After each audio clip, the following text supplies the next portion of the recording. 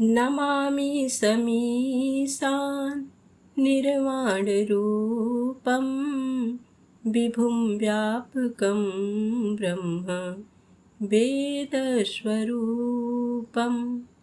श्री शिवाय नमस्तुभ्यम। प्रिय भक्तजनों, आप सभी का हमारे YouTube चैनल पर हार्दिक स्वागत है। आप सभी पर भगवान भोलेनाथ, माता गौरी की कृपा सदैव बनी रहे, इसी मंगल कामना के साथ आइए सुनते हैं सावन मास महात्म का तीसरे दिन की कथा। तो आइए भगवान शिव, माता महागौरी और गणेश जी के चरणों में ध्यान करते हुए कथा को शुरू करते हैं। दाक्षायणी सती उस स्थान पर गईं जहां वह महान प्रकाशशाली यज्ञ हो रहा था। नाना प्रकार के आश्चर्यमय कौतूहल से परिपूर्ण पिता के उस भवन को देखकर सती देवी द्वार पर ही ठहर गईं और परम सौभाग्यवान नंदी की पीठ से उतरकर इधर उधर दृष्टि डालने लगीं। उन्होंने माता पिता, संबंधी तथा बंधु बांधवों को देखा। माता पिता को मस्तक झुकाकर वे बड़ी प्रसन्न हुईं। फिर अपने अभिमत प्रस्ताव के अनुरूप वचन बोलीं। पिताजी, जिनसे यह संपूर्ण चराचर जगत पवित्र होता है, उन परम कल्याणमय भगवान शंकर को आपने क्यों नहीं बुलाया? फिर ऋषियों को संबोधित करके कहा, भृगु जी, क्या आप भगवान शिव को नहीं जानते? महामते कश्यप, क्या आप भी महादेव जी से अपरिचित हैं? अत्रि, वशिष्ठ तथा कण्व जी, क्या आप भी महेश्वर की महिमा नहीं जानते? इंद्र, इस समय तुम्हारा क्या कर्तव्य है? भगवान विष्णु, आप तो परमेश्वर महादेव जी को अच्छी तरह जानते हैं। ब्रह्मा जी, क्या आपको महादेव जी के पराक्रम का ज्ञान नहीं है? सती की बात सुनकर दक्ष ने कुपित होकर कहा, भद्रे, तुम्हारे बहुत बातें बनाने से क्या होगा? इस समय यहाँ तुम्हारी कोई आवश्यकता नहीं है। ठहरो या चली जाओ। तुम यहाँ आई ही क्यों? तुम्हारा पति जो शिव कहलाता है, अमंगल का मूर्तिमान स्वरूप है, कुलीन भी नहीं है, वेद से बहिष्कृत है। वह भूत प्रेत और पिशाचों का राजा है। इसीलिए इस यज्ञ के निमित्त उसको आमंत्रित नहीं किया गया है। विश्व वंदिता सती अपने पिता को शिव की निंदा में संलग्न देख अत्यंत क्रोध में भर गईं और सोचने लगीं, जो महादेव जी की निंदा करता है तथा जो उनकी निंदा होती देख चुपचाप सुनता है, वे दोनों नरक में जाते हैं और जब तक सूर्य चंद्रमा की स्थिति है तब तक उस नरक में ही पड़े रहते हैं। अतः अब मैं इस देह को त्याग दूंगी, अग्नि में प्रवेश कर जाऊंगी। इस प्रकार विचार करती हुई सती शिव, रुद्र आदि नामों का उच्चारण करने लगीं और अग्नि में प्रवेश कर गईं। ये देख उनके साथ आए हुए समस्त शिवगण हाहाकार करने लगे। ऋषि, इंद्र आदि देवता, मरुदगण, विश्वदेव, अश्विनी कुमार तथा संपूर्ण लोकपाल अवाक हो गए। दक्ष यज्ञ में सम्मिलित हुए सभी ऋषि मुनि इस घटना से भयभीत हो उठे। इसी बीच में महात्मा नारद जी ने महादेव जी के पास जाकर दक्ष की सारी करतूतें कह सुनाई। सुनकर भयंकर पराक्रम प्रकट करने वाले परम क्रोधवान जगदीश्वर महान रुद्र बहुत ही कुपित हुए। लोक संहारकारी रुद्र ने अपनी जटा उखाड़कर उसे पर्वत के शिखर पर क्रोधपूर्वक दे मारा। जटा उखाड़ने से महायशस्वी वीरभद्र प्रकट हुए।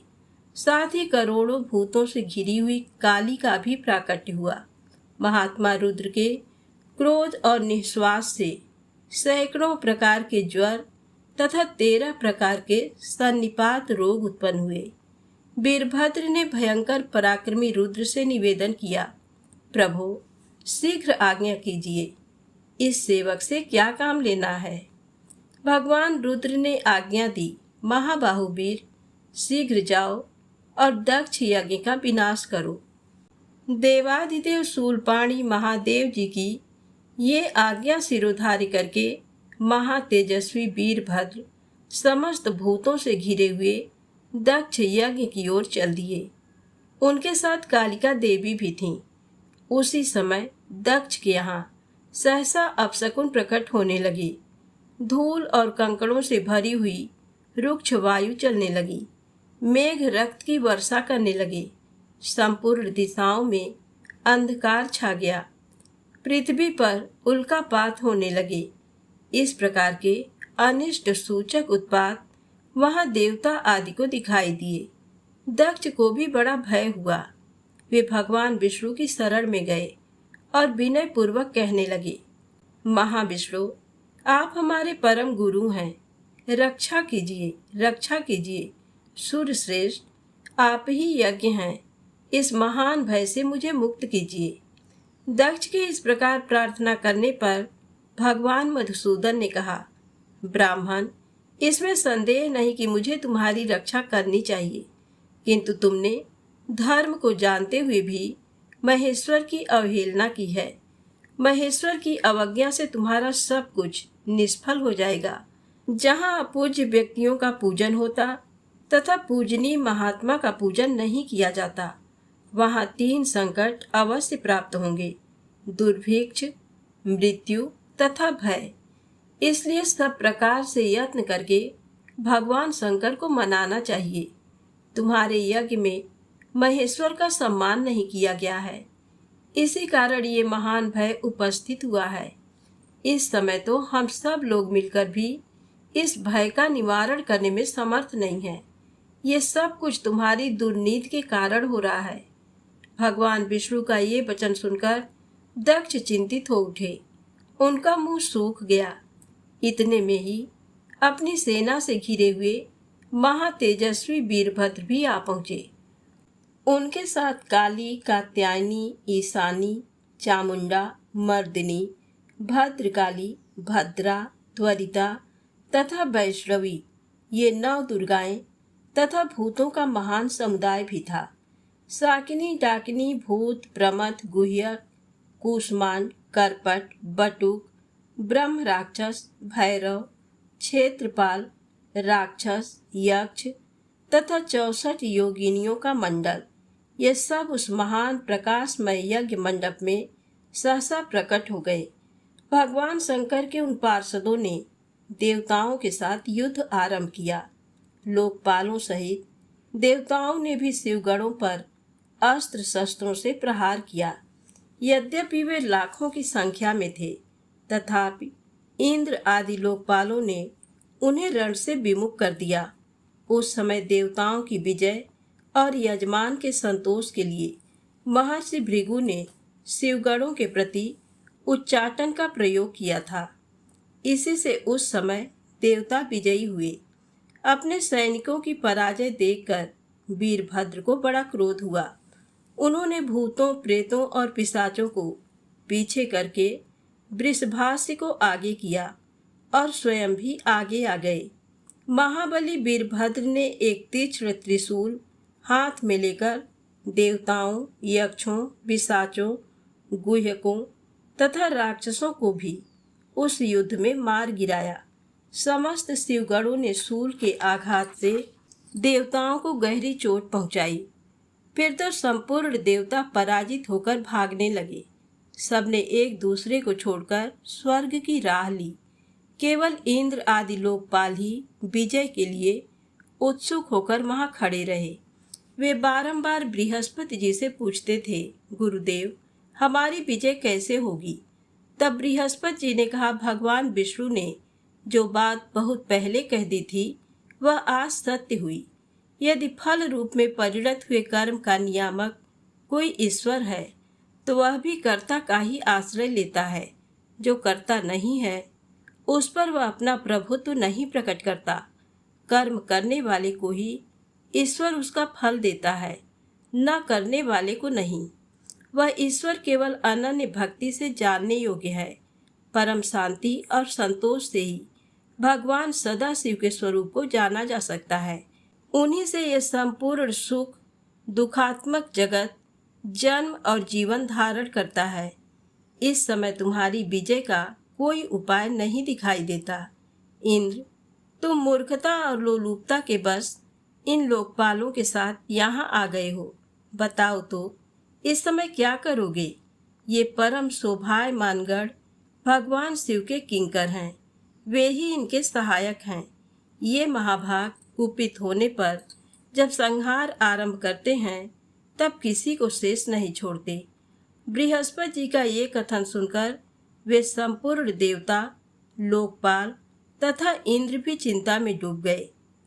तदनंतर शिवगणों से घिरे हुए वीरभद्र ने कहा, तुम सब देवता मूर्खता के कारण यहाँ भेंट लेने के लिए आ गए हो।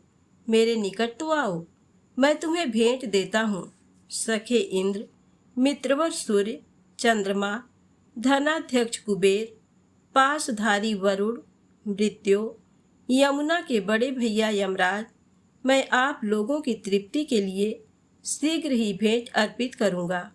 ऐसा कहकर क्रोध में भरे वीरभद्र ने सब देवताओं पर बाणों की बौछार आरंभ की। उन बाणों के आघात से पीड़ित होकर वे सब के सब दसों दिशाओं में भाग गए। लोकपालों के और देवताओं के पलायन कर जाने पर भगवान विष्णु भी चले गए। फिर वीरभद्र अपने गणों के साथ यज्ञशाला में आए। उस समय देवता, ऋषि तथा अन्य जो लोग थे उन सबको भगवान शिव के गणों ने परास्त कर दिया। महर्षि भृगु को धरती पर पटककर उनकी दाढ़ी और मूछ नोच ली। पूषा ने दांत दिखाकर हंसी उड़ाई थी, अतः शिवगणों ने उनके सारे दांत उखाड़ लिए। अग्निपत्नी स्वधा और स्वाहा को भी अपमानित किया तथा क्रोध में भरकर उन्होंने और भी ऐसे ऐसे बर्ताव किए जो वाणी द्वारा कहने योग्य नहीं है। दक्ष महान भय के मारे अंतर्वेदी में छिपे हुए थे। इस बात का पता लगने पर रोष में भरे हुए वीरभद्र उन्हें पकड़ लाए और उनका जबड़ा पकड़कर सिर के ऊपर तलवार से चोट की। फिर दक्ष के कटे हुए सिर को उन्होंने तुरंत ही यज्ञ कुंड में डालकर जला दिया। उस यज्ञशाला में दूसरे दूसरे जो देवता, पितर, ऋषि, यक्ष और राक्षस रह गए थे वे सब शिवगणों के उपद्रव से भयभीत होकर भाग चले। चंद्रमा, आदित्यगण, ग्रह मंडल, नक्षत्र और तारे, इन सबको शिवगणों ने भगा दिया। ब्रह्मा जी अपने पुत्र दक्ष के शोक से पीड़ित होकर सत्यलोक को चले गए और वहां स्वस्थ चित्त से विचार करने लगे कि अब मुझे क्या करना चाहिए। इस अपमान के कारण ब्रह्मा जी को शांति नहीं मिलती थी। ये सब कुछ उस दक्ष के ही पाप का फल है। ये जानकर पितामह ने कैलाश पर्वत पर जाने का निश्चय किया। महातेजस्वी ब्रह्मा जी हंस पर आरूढ़ हो सब देवताओं के साथ पर्वत श्रेष्ठ कैलाश पर गए। वहां उन्होंने नंदी के साथ एकांत में बैठे हुए भगवान सदाशिव का दर्शन किया। उनके मस्तक पर जटाजूट शोभा पा रहा था। भगवान शिव को देखकर ब्रह्मा जी दंड की भांति पृथ्वी पर पड़ गए और अपना अपराध क्षमा कराने के लिए उद्यत हो अपने चारों मुकुटों से भगवान शिव के चरणार बिंदु का स्पर्श करते हुए उनकी स्तुति करने लगे। ब्रह्मा जी बोले, शांत स्वरूप, सर्वत्र व्यापक, पर ब्रह्म रूप परमात्मा भगवान रुद्र को नमस्कार है। मस्तक पर जटाजूट धारण करने वाले महान ज्योतिर्मय महेश्वर को नमस्कार है। भगवान, आप जगत की सृष्टि करने वाले प्रजापतियों के भी सृष्टा हैं। आप ही सबका धारण पोषण करते हैं। आप सबके प्रपितामह हैं। आप ही रुद्र, महान, नीलकंठ और बेधा हैं। आपको नमस्कार है। यह संपूर्ण विश्व आपका स्वरूप है। आप ही इसके बीज हैं। इस जगत को आनंद की प्राप्ति कराने वाले भी आप ही हैं। आपको नमस्कार है। आप ही ओंकार, वषटकार तथा संपूर्ण आयोजनों के प्रवर्तक हैं। यज्ञ, यजमान और यज्ञ प्रवर्तक भी आप ही हैं। प्रभु, देवेश्वर, यज्ञ प्रवर्तक होकर भी आपने इस यज्ञ का विनाश कैसे किया? महादेव, आप ब्राह्मणों के हितैषी हैं, तो भी आपके द्वारा दक्ष का वध कैसे हुआ? रुद्र, आप तो गौओं और ब्राह्मणों के प्रतिपालक हैं। समस्त प्राणियों को शरण देने वाले हैं। रक्षा कीजिए प्रभु, रक्षा कीजिए। श्री महादेव जी ने कहा, पितामह सावधान होकर मेरी बात सुनिए। दक्ष अपने ही कर्म से मारा गया, इसमें तनिक भी संदेह नहीं है।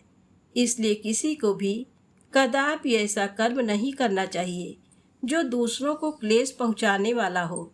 ब्राह्मण, जो दूसरों को कष्ट देने वाला कर्म किया जाता है वह एक दिन अपने ही ऊपर पड़ता है।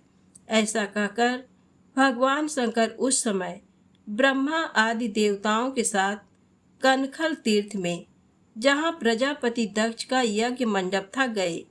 वहां जाकर उन्होंने वीरभद्र के द्वारा जो कुछ किया गया था सब देखा।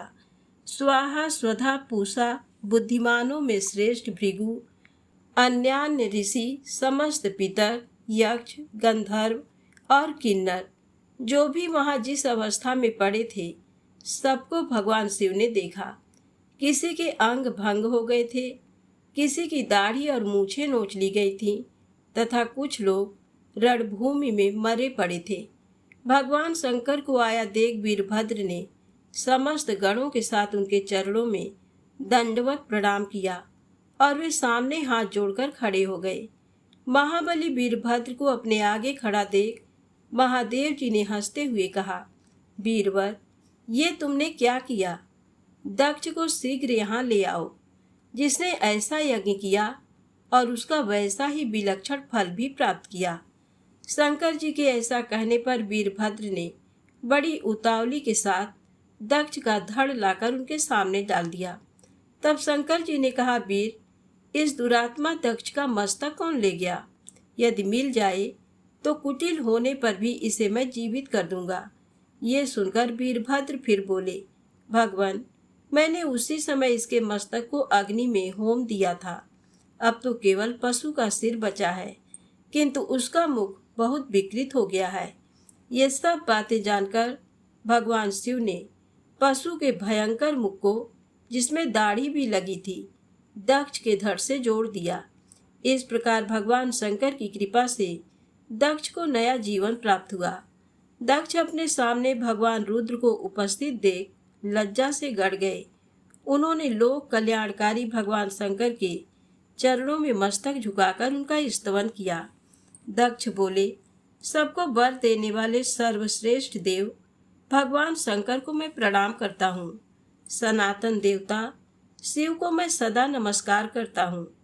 देवताओं के पालक और ईश्वर पापहारी हर को मैं प्रणाम करता हूँ।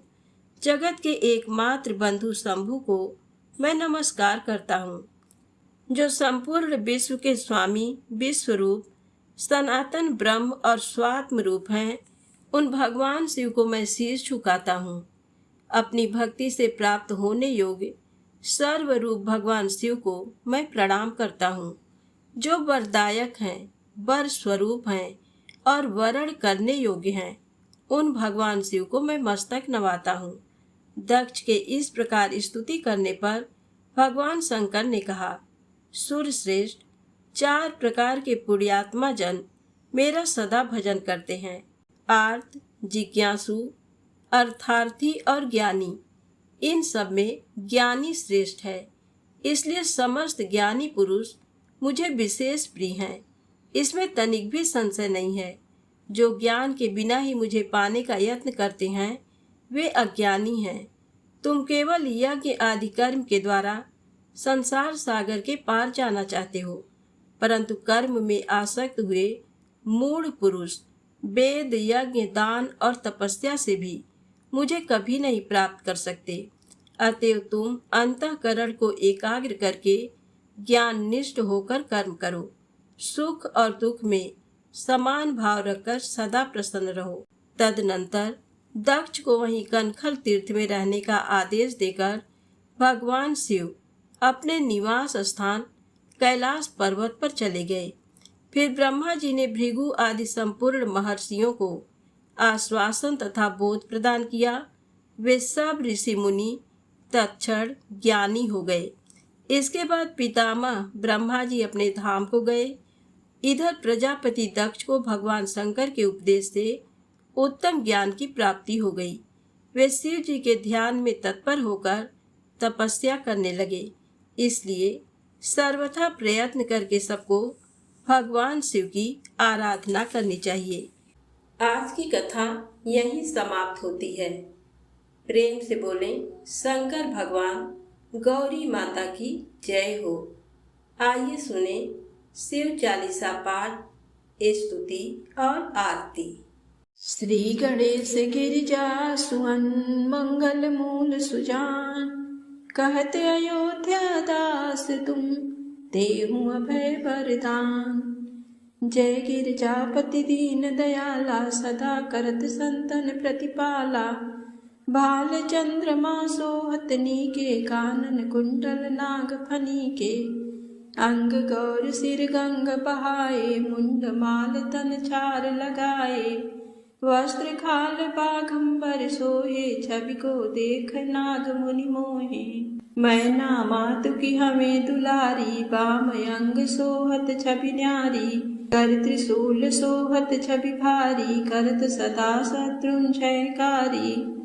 नंदि गणेश सोहें तह कैसे, सागर मध्य कमल है जैसे। कार्तिक श्याम और गणराऊ, या छवि को कही जात न काऊ। देवन जब ही जाय पुकारा, तब ही दुख प्रभु आप निवारा। किया उपद्रव तारक भारी, देवन सब मिले तुम ही जुहारी। तुरत सडानन आप पठायो, लौ निमेष महामारी गिरायो। आप जलंधर असुर संहारा, सुयस तुम्हार विदित संसारा। त्रिपुरासुर सन युद्ध मचाई, सबहि कृपा कर लीन बचाई। किया तपहि भागीरथ भारी, पूरब प्रतिज्ञाता सुपुरारी। दानिन मह तुम सम को नाही, सेवक या स्तुति करत सदाही। वेद नाम महिमा तव गाई, अकथ अनादि भेद नहीं पाई। प्रगट उदधि मंथन में ज्वाला, जरे सुरासुर भये बिहाला। कीन्ह दया तह करी सहाई, नीलकंठ तब नाम कहाई। पूजन रामचंद्र जब कीन्हा, जीत के लंक विभीषण दीन्हा। सहस कमल में हो रही धारी, कीन्ह परीक्षा तब ही पुरारी। एक कमल प्रभु राख्यऊ जोई, कमल नयन पूजन चह सोई। कठिन भक्ति देखी प्रभु शंकर, भय प्रसन्न दिए चित भर। जय जय जय अनंत अविनाशी, करत कृपा सबके घटवासी। दुष्ट सकल नित मोह सतावे, भ्रमत रहे मोहि चैन न आवे। त्राहि त्राहि मैं नाथ पुकारो, एहि अवसर मोहि आनो बारो। लय त्रिशूल शत्रुन को मारो, संकट से मोहि आनो बारो। मातु पिता भ्राता सब कोई, संकट में पूछत नहीं कोई। स्वामी एक है आस तुम्हारी, आय हरहु अब संकट भारी। धन निर्धन को देत सदाही, जो कोई जांचे वो फल पाही। स्तुति के ही विधि करो तुम्हारी, क्षमौ नाथ अब चूक हमारी। शंकर हो संकट के नाशन, मंगल कारण विघ्न विनाशन। योगी यति मुनि ध्यान लगावे, नारद सारद शीस नवावे। नमो नमो जय नमो शिवाय, सुर ब्रह्मादिक पार न पाया। जो यह पाठ करे मन लाई, तापर होत है शंभु सहाई। ऋनिया जो कोई हो अधिकारी, पाठ करे सो पावन हारी। पुत्रहीन कर इच्छा कोई, निश्चय शिव प्रसाद तेहि होई। पंडित त्रयोदशी को लावे, ध्यान पूर्वक होम करावे। त्रयोदशी व्रत करे हमेशा, तन नहीं ताके रहे कलेसा। धूप दीप नैवेद्य चढ़ावे, शंकर सम्मुख पाठ सुनावे। जन्म जन्म के पाप नसावे, अंतवास शिवपुर में पावे। कहीं अयोध्या आस तुम्हारी, जान सकल दुख हरम हमारी। नित्य नेम कर प्रात ही, पाठ करो जाली। तुम मेरी मनोकामना, पूर्ण करो जगदीश। उमापति महादेव की जय। नमामि समीशान निर्वाण रूपम, विभुं व्यापकं ब्रह्म वेद स्वरूपम। निजं निर्गुणं निर्विकल्पं निरीहं, चिदाकाशमाकाशवासं भजेऽहम्।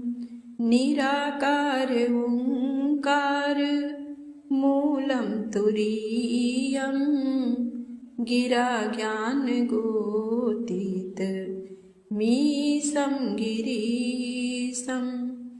करालं महाकाल कालं कृपालं, गुणागार संसार पारं नतोऽहम्। तुषाराद्रिसङ्काश गौरं गभीरं, मनोभूतकोटि प्रभाश्री शरीरं। स्फुरन्मौलिकल्लोलिनी चारुगङ्गा, लसद्भालबालेन्दु कण्ठे भुजङ्गा। चलत्कुण्डलं शुभनेत्रं विशालं, प्रसन्नाननं नीलकण्ठं दयालं। मृगाधीशचर्मां वरं मुण्डमालं, प्रियं शङ्करं सर्वनाथं भजामि। प्रचण्डं प्रकृष्णं प्रगल्भं परेशम्, अखण्डम् अजं भानु कोटिप्रकाशम्। त्रयः शूलनिर्मूलनं शूलपाणिं, भजेऽहं भवानी पतिं भावगम्यम्। कलातीत कल्याण कल्पान्तकारी, सदा सच्चिदानन्द दाता पुरारी। चिदानन्द संदोह मोहापहारी, प्रसीद प्रसीद प्रभो मन्मथारी। नयावदुमानात् पादारविन्दं, भजन्ति लोके परे वा नराणां। न तावत् सुखं शान्ति सन्तापनाशं, प्रसीद प्रभो सर्वभूताधिवासं। न जानामि योगं जपं नैव पूजां, नतोऽहं सदा सर्वदा सम्भुतोऽभ्यं। जराजन्म दुःखघातप्यमानं, प्रभो पाहि आपन् नमामि शम्भो। प्रभो पाहि आपन् नमामि शम्भो। रुद्राष्टकमिदं प्रोक्तं विप्रेण हरतोषे, ये पठन्ति नरा भक्त्यां तेषां शम्भु प्रसीदति। ब्रह्ममुरारिसुरार्चितलिङ्गं निर्मलभासितशोभितलिङ्गं जन्मजदुःखविनाशकलिङ्गं तत्प्रणमामि सदा शिवलिङ्गं, तत्प्रणमामि सदा शिवलिङ्गं। देवमुनिप्रवरार्जितलिङ्गं कामदहं करुणाकरलिङ्गं रावणदर्पविनाशनलिङ्गं तत्प्रणमामि सदा शिवलिङ्गं, तत्प्रणमामि सदा शिवलिङ्गं। सर्वसुगन्धिसुलेपितलिङ्गं बुद्धिविवर्धनकारणलिङ्गं सिद्धसुरासुरवन्दितलिङ्गं तत्प्रणमामि सदा शिवलिङ्गं, तत्प्रणमामि सदा शिवलिङ्गं। कनकमहामणिभूषितलिङ्गं फणिपतिवेष्टितशोभितलिङ्गं दक्षसूयज्ञविनाशनलिङ्गं तत्प्रणमामि सदा शिवलिङ्गं, तत्प्रणमामि सदा शिवलिङ्गं। कुङ्कुमचन्दनलेपितलिङ्गं पङ्कजहारसुशोभितलिङ्गं सञ्चितपापविनाशनलिङ्गं तत्प्रणमामि सदा शिवलिङ्गं, तत्प्रणमामि सदा शिवलिङ्गं। देवगणार्चितसेवितलिङ्गं भावैरभक्तिभिरेव च लिङ्गं दिनकरकोटिप्रभाकरलिङ्गं तत्प्रणमामि सदा शिवलिङ्गं, तत्प्रणमामि सदा शिवलिङ्गम्। अष्टदलोपरिवेष्टितलिङ्गं सर्वसमुद्भवकारणलिङ्गं अष्टदरिद्रविनाशितलिङ्गं तत्प्रणमामि सदा शिवलिङ्गं, तत्प्रणमामि सदा शिवलिङ्गं।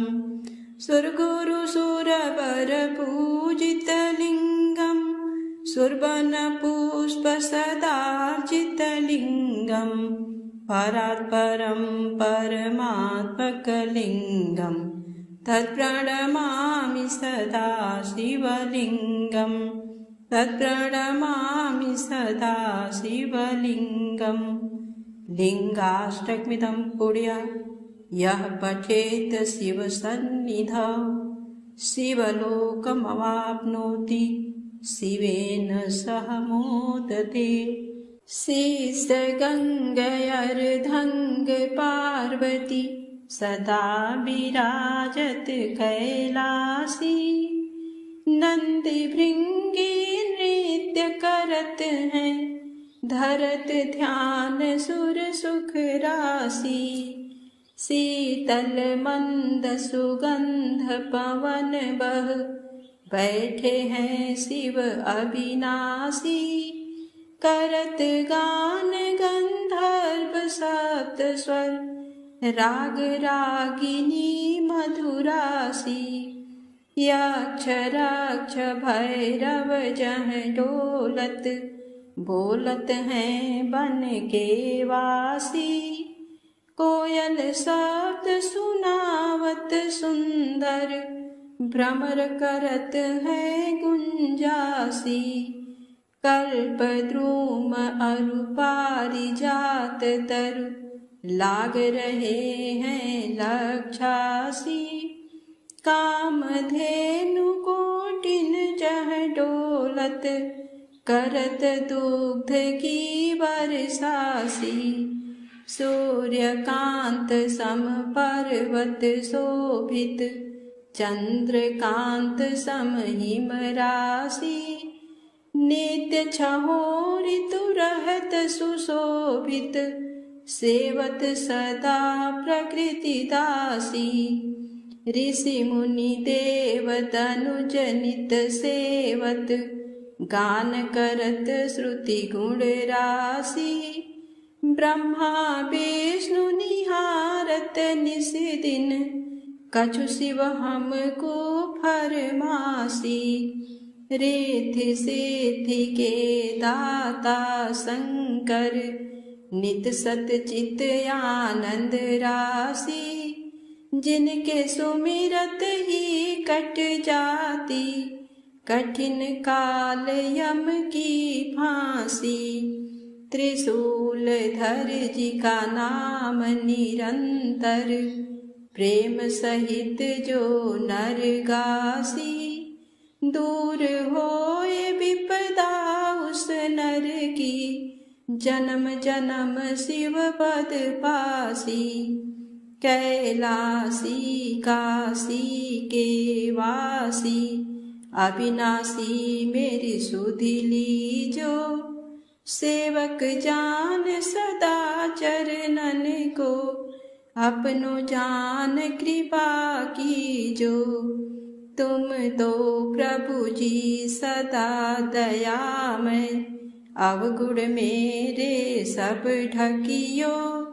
सब अपराध क्षमा कर शंकर, किंकर की बिनती सुनियो। शीस गंगा अर्धंग पार्वती, सदा विराजत कैलासी। नंदी भृंगी नृत्य करत हैं, धरत ध्यान सुर सुख राशि। बम बम शिव कैलाशपति, बम बम शिव कैलाशपति, बम बम शिव कैलाशपति। उमापति महादेव की जय।